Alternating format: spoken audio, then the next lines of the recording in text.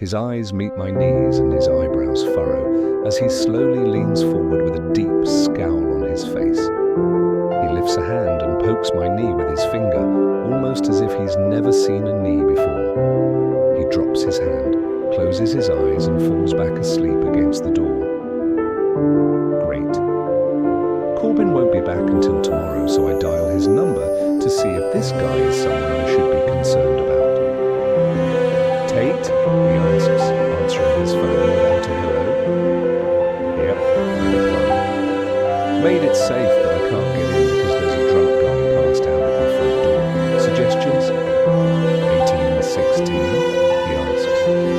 You sure you're at the right apartment? Positive. Are you sure he's drunk? Positive. Weird, he says. What's he wearing? Why do you want to know what he's wearing? If he's wearing a pilot's uniform, he probably lives in the building. The complex contracts with our airline. This guy isn't wearing any type of uniform, but I can't help but notice that his jeans and black t-shirt do fit him very nicely.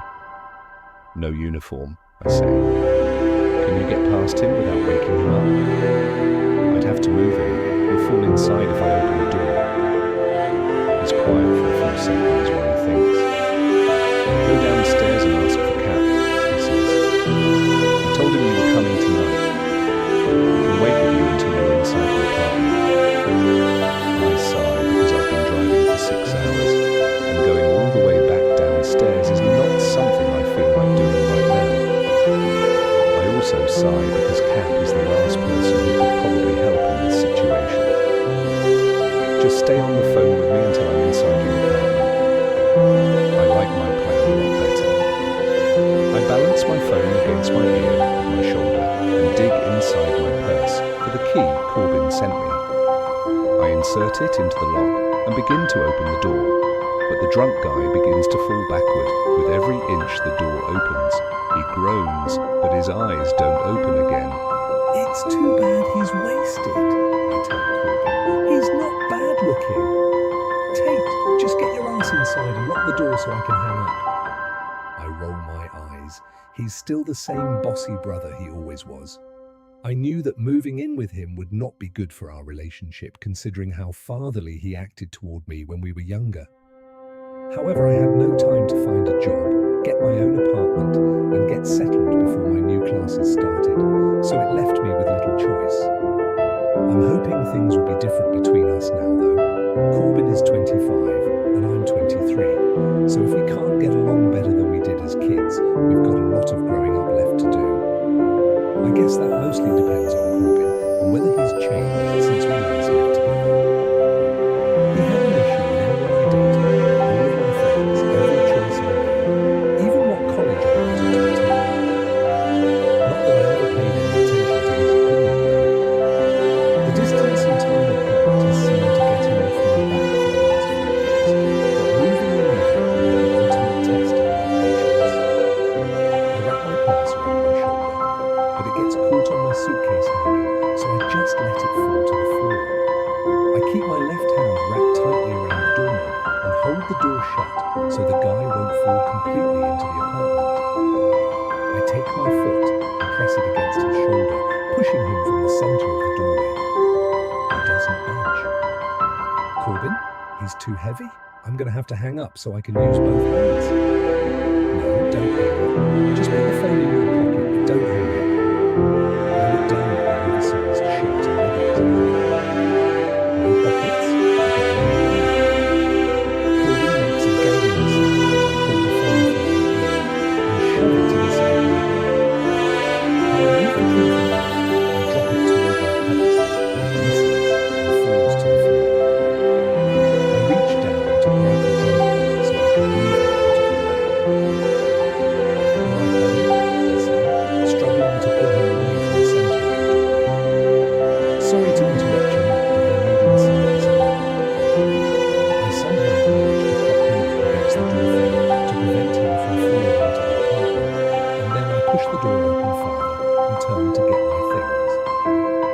Something warm wraps around my ankle. I freeze. I look down. Let go of me, I yell, kicking at the hand that's gripping my ankle so tightly I'm pretty sure it might drunk guy is looking up at me now, and his grip sends me falling backward into the apartment when I try to pull away from him. I need to get in there, he mutters, just as my butt meets the floor.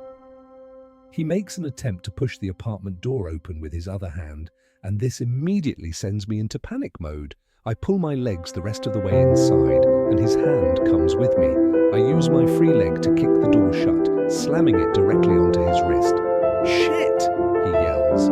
He's trying to pull his hand back into the hallway with him, but my foot is still pressing against the door.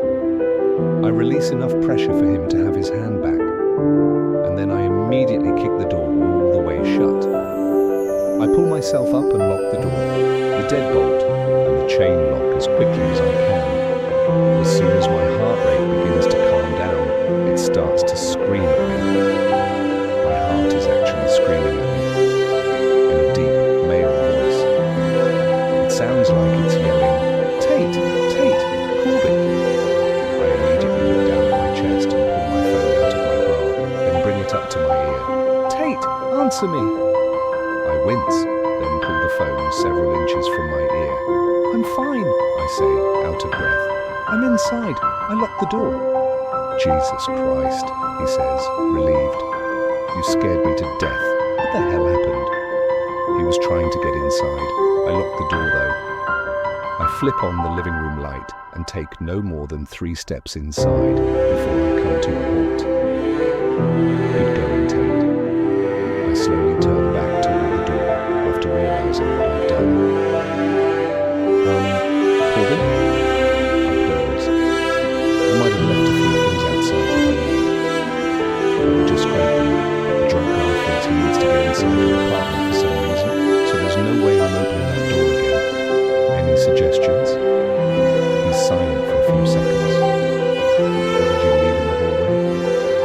I don't want to answer him, but I do. My suitcase. Christ, Tate, he mutters.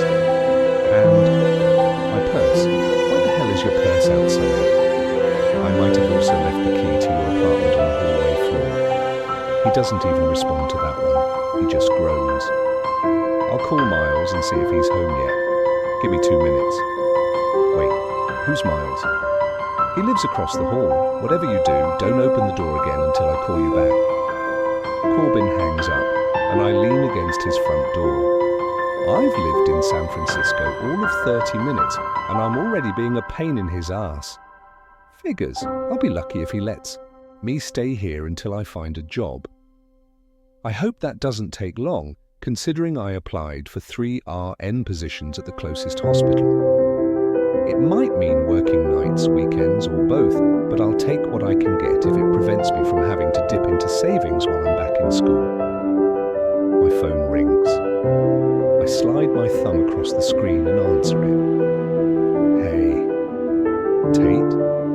Yep, I reply, wondering why he always double checks to see if it's me. They called me, so who else would be answering it who sounds exactly like me? I got hold of Miles. Good. Is he going to help me get my stuff? Not exactly, Colleen says. I kind of need you to do me a huge favour. My head falls against the door again. I have a feeling the next few months are going to be full of inconvenient favours, since he knows he's doing me a huge one by letting me stay here.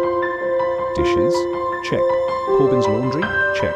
Corbin's grocery shopping? Check. What do you need?